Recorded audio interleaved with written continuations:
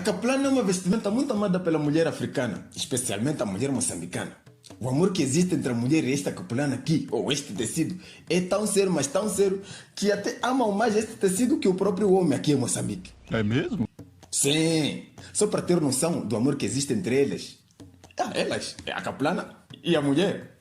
Um homem que se atrever, esquecer, dar de presente à sua esposa uma capulana no dia 7 de abril, dia da mulher moçambicana, esse homem corre sérios riscos de vida e de lhe deixarem. Sim, um homem pode ser deixado mesmo por causa dessa capulana. Mas será que elas já se perguntaram qual é a história da capulana? Qual é a sua origem? Quem inventou? E outra coisa, você homem aí desse lado, já se perguntou por que no passado as mulheres gostavam muito de deixar as mamas fora e taparem a parte de baixo? Não sabe, né? Mas eu vou te contar. Só depois da vinheta. Nelas, puxa a vinheta.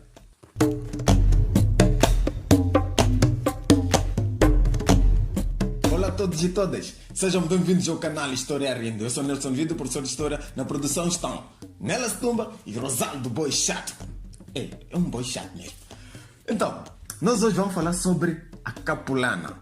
A história da capulana, a origem da capulana, onde é?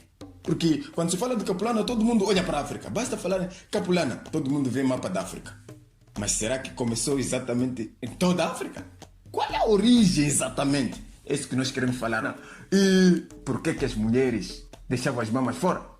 Nós trazemos muitas outras curiosidades, como qual era o nome da capulana em Moçambique, por exemplo. Quando nós falamos de nomes de tecidos, lembram-se de linho, lembram-se de cetim. Agora em Moçambique, qual era o nome? É isso que nós vamos falar hoje. Mas, antes de começarmos a falar exatamente da capulana, por favor, inscreva-se, ative o sino das notificações, porque nós publicamos vários conteúdos ligados à cultura e à história da África e de seus povos. Então, vamos lá voltar ao nosso conteúdo. O que é capulana? Vamos falar. Onde é que começa? Onde é que foi criada a capulana? Sua origem. Capulana é um tecido, geralmente brilhante, de cores vivas. Estou a falar da capulana atual. Atualmente, quando nós falamos de capulana, lembramos de um tecido com muitas cores. Alguns gostam de colocar animais. Essa aqui não tem animais. Gostam de colocar plantas, mas sempre de cores vivas, cores alegres. É a capulana. Geralmente é usada pela mulher, muito mais usada pelas mulheres. Alguns homens também gostam de usar, mas os homens gostam de fazer como eu, assim. Uma camisa, umas calças, pantalonas. Pantalão em português é... Francês. Pantalão. Ok, Rosaldo disse que pantalona é francês, vem do pantalão. Ele sabe. Ok, então, gostam de fazer pantalões, gostam de fazer camisas, pantalonas, é isso. Mas é muito mais usado para carregar bebê nas costas, para carregar trouxas. Alguns usam como pano de mesa, usam como toalha para se enxugar, usam como cortina. Ou seja, a capulana é de utilidades diversas. Cada um usa como quer ou como pode a capulana. Origem. De onde vem a capulana? Bom, vou começar a dizer o seguinte.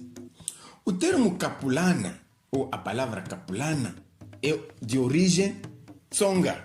Tsonga é uma das 3 grupos etnolinguísticos moçambicanos. Moçambique tem 3 grupos etnolinguísticos.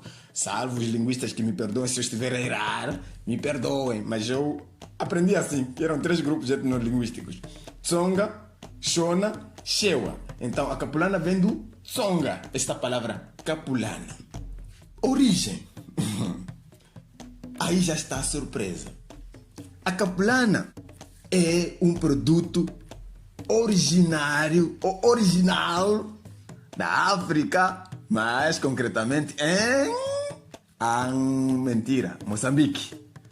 Não estavas à espera disso, né? Sim, capulana. A capulana é um produto moçambicano. Foram os moçambicanos os primeiros a criarem a capulana. Mas as características que tem atualmente foram inspiradas do tecido vindos da Ásia. Os tecidos que os árabes persas... Árabes persas ou árabe persa? Isso. Os árabes persas traziam né? Então, nós nos inspiramos, ou os nossos antepassados se inspiraram naqueles tecidos, tornando as capulanas mais leves, mais agradáveis de se vestir, mais bonitas. Até que a beleza, sim, os próprios asiáticos inspiraram-se das capulanas moçambicanas. Exatamente, como assim? Os tecidos árabes ou os tecidos estrangeiros começaram a entrar em Moçambique por volta do século 9 a 10, naquelas trocas comerciais entre os árabes e os africanos, os moçambicanos, concretamente, na costa. Então, os árabes, os comerciantes árabes, vinham para a África, vinham para Moçambique levar diversos produtos. Nós tínhamos o quê? Ouro, marfim, mapira, mexoeira. Estou a falar de produtos agrícolas e produtos minerais, né?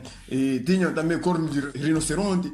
Muitos outros produtos que faziam com que os asiáticos viessem para a África, viessem para Moçambique, fazer essas trocas comerciais. Traziam tecido, traziam as miçangas e outros, até piripiri. Piripiri também era usado para fazer trocas comerciais. Sim. Então, a capulana tem origem, ou seja, é de Moçambique, é um produto exclusivo de Moçambique. Depois começou a se alastrar com o tempo, passar a outros países africanos e até outros países fora da África. Antigamente, as nossas capulanas não tinham essas características. Nossas capulanas eram um pouco desagradáveis, vou usar esse termo, eram um pouco pesadas, diferente de hoje. Os tecidos estrangeiros, sim, e que eram leves, eram agradáveis de se vestir. Como é que era a capulana no passado? Bom, nós temos que dizer primeiro que haviam três: as capulanas estrangeiras, ou os tecidos estrangeiros, e dois tipos de capulanas produzidos em Moçambique. Vou começar pelas capulanas vindas do estrangeiro. As capulanas vindas da Ásia, como eu disse de princípio, eram leves, eram macias. Ou os tecidos eram macios, lisos, agradáveis de se vestir. Você só de apanhava sono, só de encostar. Já estou a apanhar sono. Então, nós passamos a fazer as nossas assim, inspirados daquelas capulanas estrangeiras. As estrangeiras tinham duas cores, ou vinham de duas cores: a cor preta e a cor branca. A cor preta era chamada de tuque. Tuque, nós chamávamos a capulana cor preta, vinda do estrangeiro, de tuque. E era a capulana mais cara. Já entendeu o que quer dizer mais caro, né? O tecido mais procurado, que não era qualquer um que vestia aquele tecido, que usava aquele tecido. Já para as nossas capulanas, as capulanas produzidas localmente, tenho que dizer que, de princípio, as nossas capulanas não tinham essas qualidades atuais. As nossas capulanas eram desagradáveis, não animavam, vou usar esse termo, não animavam usar, pesavam, incomodavam a pele, raspavam a pele. Então, as capulanas atualmente não tinham aquelas características. As características das capulanas anteriores estavam mais ligadas ou estavam relacionadas ao material que era usado. As capulanas atualmente são feitas de algodão, ou podem ser feitas de algodão, de fibra sintética, outro material. As nossas eram simplesmente feitas de casca de árvore.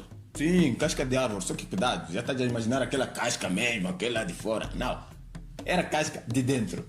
Estás a ver aquela parte de dentro. Os biólogos chamam de epiderme, endoderme. Como é que se chama isso aí? Então, os biólogos dizem epiderme. Falou aí, mas já que disse epiderme. Então é isso. A casca interior. Estão a ver a casca exterior da caule. Duas meias eram feitas de casca da árvore. Como é que eram feitas? Depois de recortadas as cascas, estendiam, secavam, depois raspava-se. Usavam o óleo de rícino ou, para além de rícino, da mafura. Exato, óleo de mafura. Produziam um certo tipo de óleo para que pudesse tornar a capulana escorregadia, um pouco mais leve, um pouco agradável de se vestir. Mas não chegavam ao nível dessas capulanas aqui. Não chegavam. Ainda estávamos um pouco lá, estávamos mesmo na idade da pedra no quesito produção de capulana. Então, Era assim que nós fazíamos. Nós tínhamos nossas caplanas, que eram chamadas de nakoto, chivenhula ou chigadula. As caplanas ou os tecidos vindos da Arábia, ou vindo da Ásia, eram chamados de tukwe, ou eram chamadas de tukwe. Disse eu que as caplanas vindas da Ásia, ou vindas da Ásia, tinham duas cores, preta e branca. Mas como é que passaram então a se transformar, a usar cores vivas, a usar algumas figuras? Essas figuras, essa coisa de colocar figuras na capulana é mesmo moçambicano. Nós os moçambicanos já tínhamos esse hábito. As nossas nakotos, as nossas chivenhulas, as nossas chigadulas, logo que produzissem, eu disse que eles, na base de outras plantas, produziam óleo para tornar a capulana leve. Na base também de outras plantas, produziam tinta preta e tinta amarela, tinta vermelha. Então, pintavam naquelas nossas nakotos, desenhavam algumas figuras. Estão a ver figuras, pinturas rupestres? Exato. Nós éramos grandes artistas. Nas nossas capulanas também colocávamos alguns animais, algumas plantas. Então, quando os indianos viram aquilo, disseram: opa, gostamos da criatividade dos moçambicanos. Então, vamos fazendo os nossos tecidos. Como eles consomem muito os nossos tecidos, vamos imitar a forma deles de produzir as suas capulanas. Vamos começar também a colorir as capulanas. Não só ser preto e branco. Vamos também começar a colorir. Por isso hoje temos capulanas multicolores. Percebeu, né? Exatamente. Então, quem podia ter? Ou quem vestia chivenhula? Quem vestia nakoto? Ou chigadula? Quem vestia tuco? Quem? Quem podia ter direito? Quem tinha direito de vestir uma dessas capulanas? Quais eram as formas então para se ter acesso às tucas? Como é que as mulheres tinham acesso às tucas? Eu posso te citar aqui três formas. As três clássicas formas, as três formas clássicas. A primeira forma clássica. Se uma mulher quer ser rica, tem que casar com um homem rico. Para as mulheres, para muitas mulheres poderem ter acesso às tucas, ao tecido importado, eles tinham que se casar com os homens importantes, os homens da aristocracia. Exato, isso mesmo. Para além de se casar, poderia ser também, a segunda forma, poderia ser membro de família importante. Uma filha, uma nora, né? Uma sobrinha, uma mãe de alguém importante. Então elas poderiam ter assim: o homem importante adquiria as tucas e presenteava a sua família. Dava a sua filha, dava a sua mãe, dava a sua tia. Era assim que também conseguiam. Outra forma era por mera troca comercial. Os homens importantes adquiriam também por meio de trocas comerciais. Como eu disse antes, não era só a aristocracia que tinha acesso a tecidos importados ou aos produtos importados. Sim, eles eram os primeiros a ter, né? Eles tinham privilégio, eram importantes. Mas também deixavam espaço para aquelas pessoas que tinham condições de também fazer trocas comerciais. Disse eu que os árabes, quando vinham para Moçambique, vinham levar alguns produtos, usavam o tecido como moeda de troca. Eles traziam tecido e diziam: eu tenho meu tecido aqui, tenho a tuque. O que é que você tem para me dar? Para eu te dar tuque. E ele dizia: eu tenho um copo de ouro. Ok, dê-me um copo de ouro, eu te dou tuque. Era assim também com os agricultores. O agricultor dizia: eu tenho um produto agrícola. Eu produzi muita mexoeira. Tenho mexoeira aqui para tuque. Então, se o árabe gostasse de mexoeira, ele dizia: ok, eu trouxe aqui meu saco de 1,70 m. Exato, era 1,70 m o saco, o tamanho do saco. 1,70 m de altura e 0,60 de largura. Meu, grande. E o agricultor tinha que encher com seu produto agrícola aquele saco de 1,70 m. Imagina 1,70 m. Já viste uma pessoa de 1,70 m? E largura 0,60. Muita coisa, meu. Muito produto. Então ele tinha que encher ali e o árabe dava-lhe 4 metros de tuque. Exatamente. Encher o saco de 1,70 m para receber 4 metros de tuque. É assim. Os agricultores ficavam satisfeitos. Eles fizeram uma grande troca. Né? Já tem tuque, já pode se misturar. Se dá com a classe mais alta, né? Classe social alta. Já estás a entender onde eu estou a ir. Não estou a querer chegar. O tecido estrangeiro era, assim, sinal de desigualdade social. Exatamente. Olhava-se para alguém: este vestiu tuque. automaticamente é pessoa importante. Não é qualquer um. Como nós hoje falamos, este vestiu linho. Ei, linho não é qualquer tecido. Não é qualquer um que veste linho. Este se vestiu linho é uma pessoa importante. Construção social. Nós só de olharmos para alguém, vestir o casaco e gravata e dizer, esse aqui, esse gajo, é deputado. Nós somos movidos mesmo pela aparência. Olharmos para a pessoa, logo dizemos, esse é importante. Está ali com o casaco dele e gravata. Nelas vai à igreja, tem que usar casaco e gravata. Mas diz, ei, já começou a trabalhar? Não, ele vai para a igreja, tem que ir a rigor. A igreja diz, temos que nos vestir assim. Eu sou pastor, eu faço isso. Então, vou vestir de terno e gravata. Não comecei a trabalhar, nem sou deputado, né? Então, naquele tempo também era assim. A construção social, né? A relação, ou seja, a interpretação de como é que é a pessoa só pela aparência começou também no passado. Quem vestia tuque era considerado alguém importante. Mas vestisse tuque, este aqui é importante.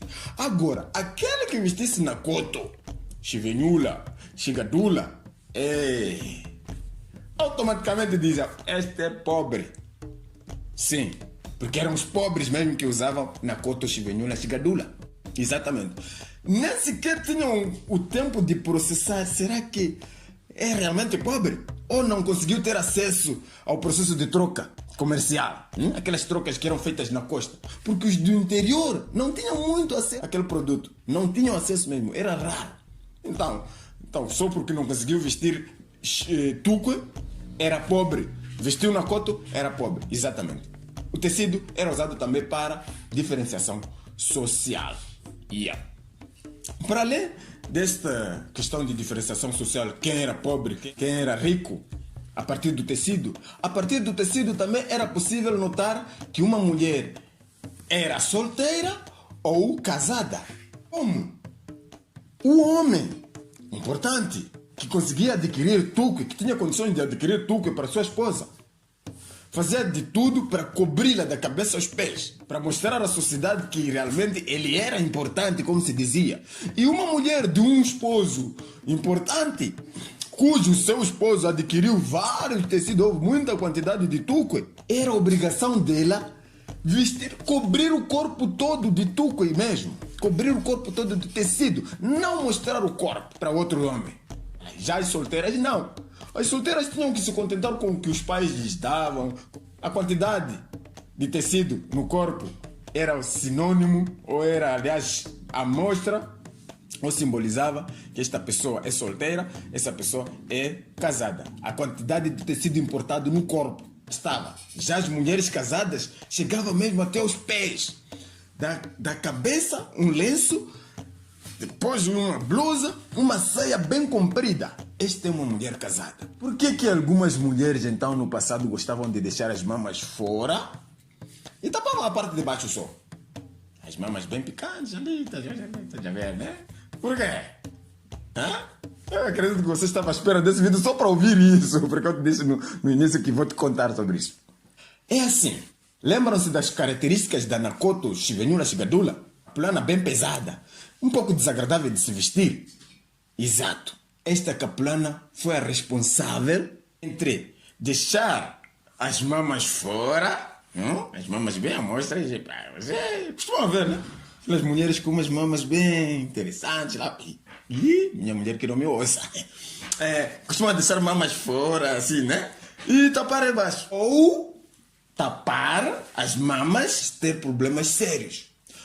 Porque a capulana nakoto, chivenhula, chigadula, era pesada, era áspera, arranhava. Muitas mamas começaram a se ressentir do peso da capulana, chigadula e nakoto, chivenhula.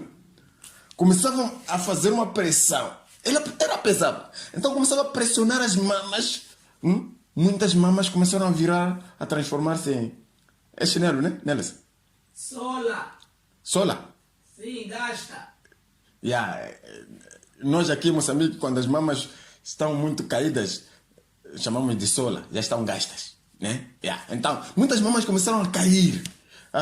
Cair mesmo não sendo mãe, não estando a amamentar, as mamas caíam porque a caplana pesava por cima, exercia uma pressão sobre os peitos, sobre as mamas. E também arranhava. Então as mulheres começaram a processar. Nenhum homem gosta de mamas caídas. E então não só estão a cair, mas estão a ferir-nos, estão a aleijar-nos. O que é que temos que fazer? As anciãs muito inteligentes disseram: minhas filhas, deixem as mamas de fora. O olhar não rouba, não tira um pedaço.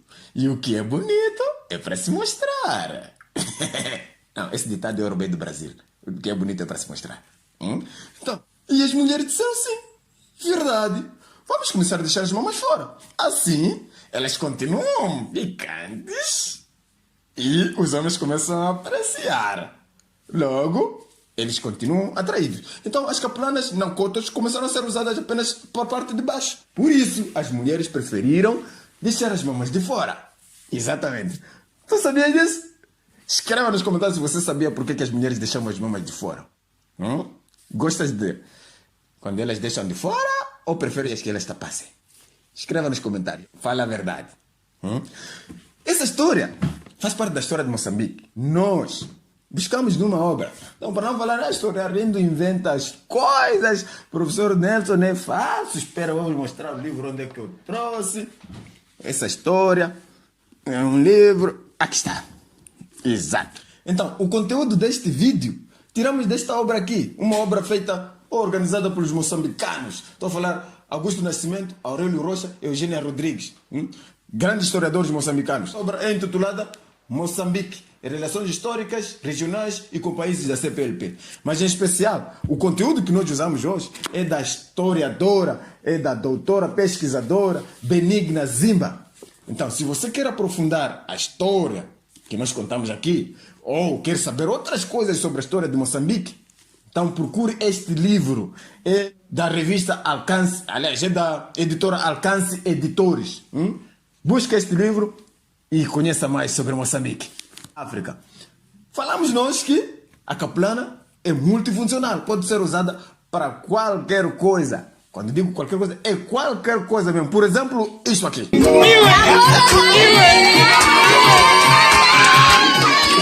Já viste, né? Então, caplana também é usada para isso. Para além do livro, estava a me esquecer. Mungano.